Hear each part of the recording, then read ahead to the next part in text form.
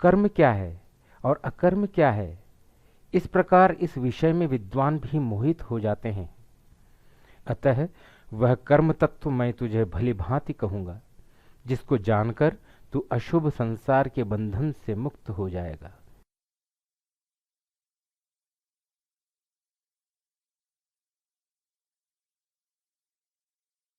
भाव के अनुसार कर्म की संज्ञा होती है। भाव के बदल जाने पर संज्ञा, कर्म संज्ञा भी बदल जाती है।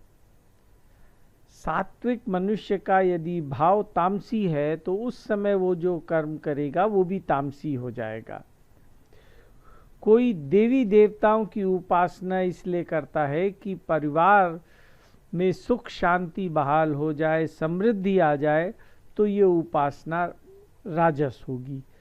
परंतु वही उपासना यदि दूसरे का नाश करने के लिए या दूसरे का नाश करने के लिए की जाती है तो वो तामसी हो जाएगी। जिस कर्ता में आसक्ति ममता का सर्वथा अभाव है तो उसके द्वारा की जाने वाली क्रिया अकर्म हो जाती है। तात्पर्य ये है कि क्रिया के स्वरूप मात्र से उसके वास्तविक स्वरूप का ज्ञान नहीं होता। इस विषय में शास्त्रों का कहना है कि बड़े बड़े विद्वान मोहित हो जाते हैं। जिस क्रिया को कोई कर्म कह रहा है वो कर्म भी हो सकती है, अकर्म भी हो सकती है और विकर्म भी हो सकती है। कर्ता के भाव के अनुसार कर्म का स्वरूप बदल जाता है। कर्म योग कर्म नहीं सेवा है।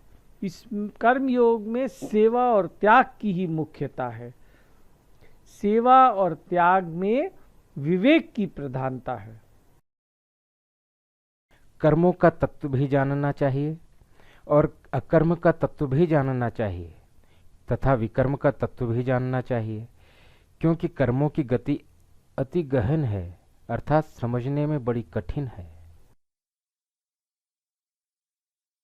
अंतःकरण के भाव के अनुसार कर्म के 3 भेद होते हैं, कर्म, अकर्म और विकर्म। सकाम भाव से शास्त्र विहित कर्म करना कर्म कहलाता है, परंतु फलेच्छा से रहित होकर, आसक्ति और ममता से रहित होकर दूसरों के हित में किया हुआ कार्य अकर्म हो जाता है।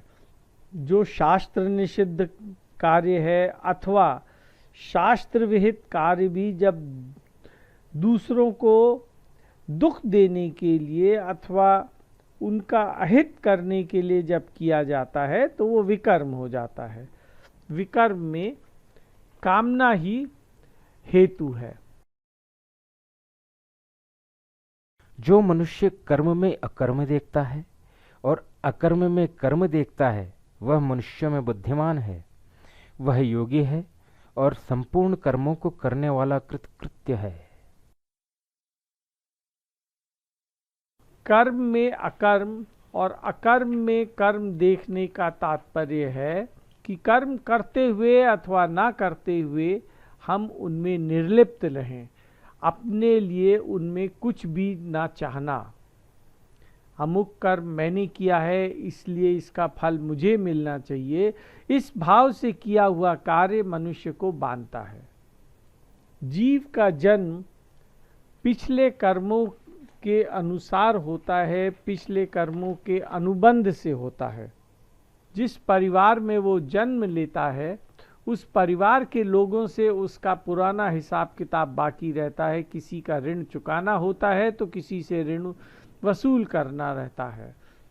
यह लेन देन का व्यापार जन्मों जन्मों से चला आ रहा है। इसको बंद किए बिना कोई जन्म मरण से छुटकारा पा ही नहीं सकता है।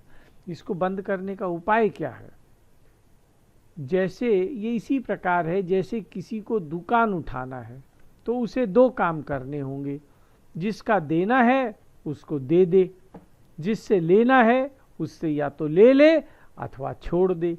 इसी प्रकार जन्म मरण से छुटकारा पाने के लिए आगे से लेना बंद कर दें, अर्थात अपने अधिकारों का त्याग कर दें और जिनका हमारे पर अधिकार है उनकी सेवा आरंभ कर दें। इससे पुराना ऋण तो चुक जाएगा और नया ऋण चढ़ेगा नहीं। अब भगवान कर्मों को तत्व से जानने वाले सिद्ध कर्म योगी का वर्णन करते हैं।